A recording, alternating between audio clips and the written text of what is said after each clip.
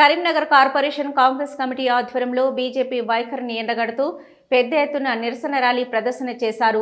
AICC, TPCC ఇచ్చిన పిలుపు మేరకు నేషనల్ హెరాల్డ్ కేసు విషయంలో బీజేపీ రాజకీయ కక్షతో ఏఐసీసీ అగ్రనేతలైన సోనియా గాంధీ, రాహుల్ గాంధీపై ఈడీ కేసులు పెట్టి వేధించిన నేపథ్యంలో ఢిల్లీ కోర్టు ఈడీ తప్పుబట్టిన అంశాలను ప్రజలకు వివరిస్తూ ఈరోజు ఉదయం 10:30 కరీంనగర్ కోర్టు చౌరస్తాలోని అంబేద్కర్ విగ్రహం వద్ద నుంచి కాంగ్రెస్ శ్రేణులతో ర్యాలీగా బయలుదేరి చైతన్యపురి కాలనీలోని బీజేపీ ఎంపీ క్యాంపు కార్యాలయం వరకు వెళ్లి నిరసన తెలిపారు.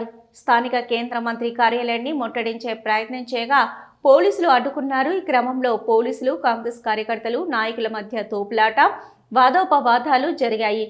కేంద్ర ప్రభుత్వం బీజేపీకి వ్యతిరేకంగా నినాదాలు చేశారు. దీంతో కాంగ్రెస్ నాయకులు, కార్యకర్తలను పోలీసులు అరెస్టు చేసి పోలీస్ స్టేషన్కు తరలించారు.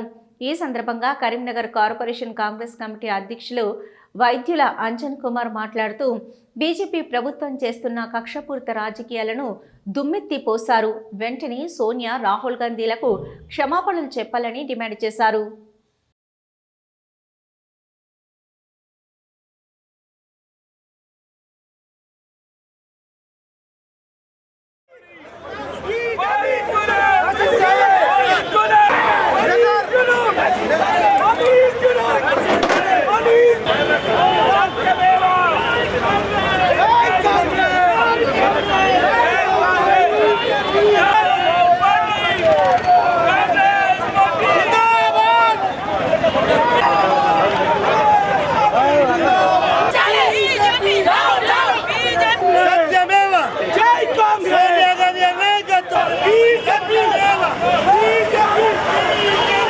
కేంద్రంలోని నరేంద్ర మోడీ, అమిత్ షా ప్రభుత్వం ఏ ఆరోపణ లేని నేషనల్ హెరాల్డ్ యంగ్ ఇండియా ఒక కార్యక్రమాలపై మచ్చలేని మహానాయకురాలు, కాంగ్రెస్ పార్టీ అధినాయకురాలు శ్రీమతి సోనియా గాంధీ గారిపై, అదేవిధంగా రాహుల్ గాంధీపై ఈడీ ద్వారా మనీ లాండరింగ్ కేసు పెట్టి అనేక ఇబ్బందులకు గురి చేస్తున్న సందర్భంలో ఈరోజు సత్యమేవ జయతే అనే విధంగా రేసమేని కోర్టు కొట్టేయడాన్ని స్వాగతిస్తున్నాం.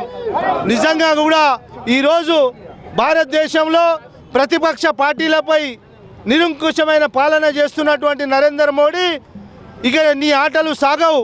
ఈరోజు ఈడీ ద్వారా, ఎలక్షన్ కమిషన్ ద్వారా, సిబిఐ ద్వారా ప్రతిపక్షాల నోరు నొక్కాలని, ప్రతిపక్ష నాయకులను భయంభ్రాంతులకు గురి చేయాలని బ్లాక్మెయిల్ చేస్తూ ఈ కేంద్ర ప్రభుత్వం తీసుకున్నటువంటి ఈ అక్రమ నిర్ణయాలను నేడు కోర్టు ఏ విధంగా కొట్టేసిందో యావత్ భారతదేశ ప్రజలు గమనిస్తున్నారు. నిజంగా కూడా నేషనల్ హెరాల్డ్ కేసు అనేది, నేషనల్ హెరాల్డ్ అనే పత్రిక భారతదేశంలో